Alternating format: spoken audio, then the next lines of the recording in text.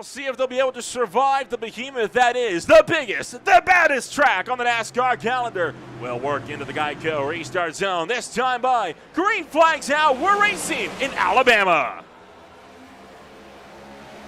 And that bottom line with Eddie Hagge got a pretty good jump there on the start. Hilbrand's tucked up pretty nicely behind Hagge on that bottom line going down to turn one. I believe that inside line's going to get a pretty good jolt of momentum through the early part of this, getting through the gears through the bottom of turns 1 and 2.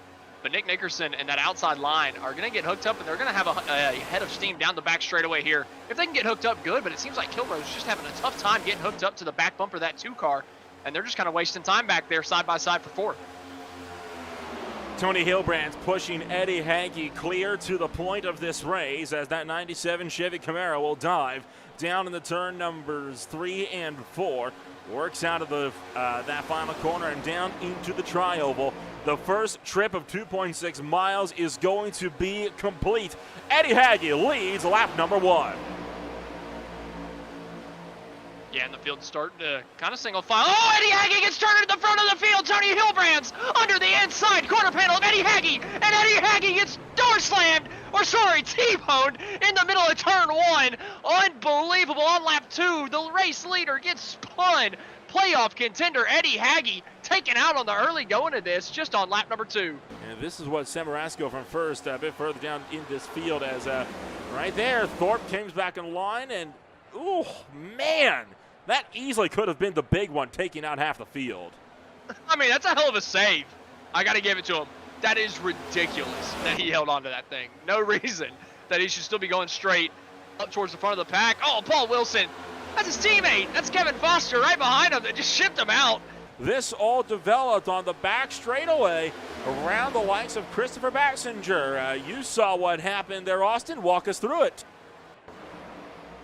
Yeah, coming down the back straightaway, Bassinger just kind of in the draft behind Canfield here, turned left, and I think he checked up, and at the moment he checked up was whenever he was turning left, and Leakey was coming with a run to give him a bump, and unfortunate timing, honestly. It was just, I don't know, I feel like Leakey could have taken a little bit better care of him, but also I feel like Bassinger just made a abrupt movement as he was slowing at the same time, and you see him duck out to the left, and I just think he slowed down at the same time, and I think he put Leakey in a bad position again.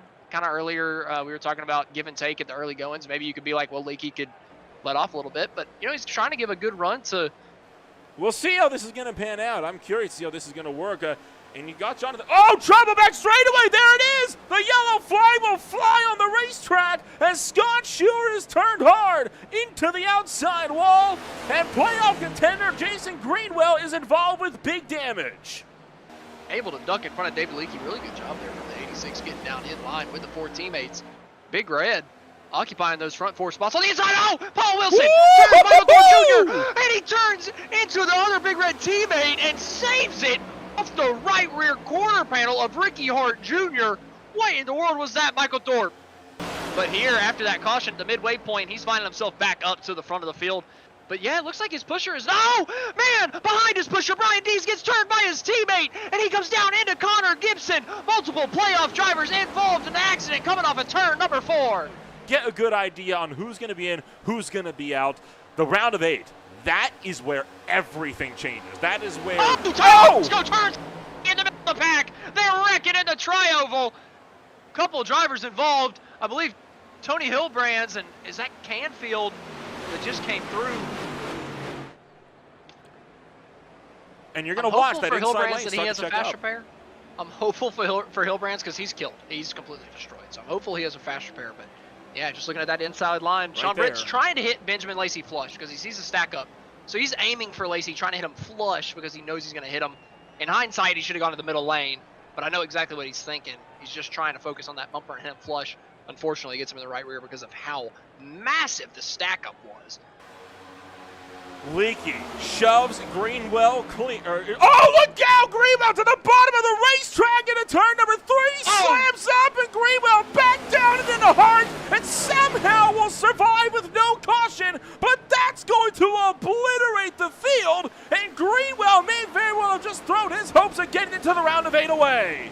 will work into the tri-oval for the final time today. 250 miles later, Kevin Foster works with the tri-oval. There won't be a move, and he will take the win in race number 15 for the Talladega Superspeedway.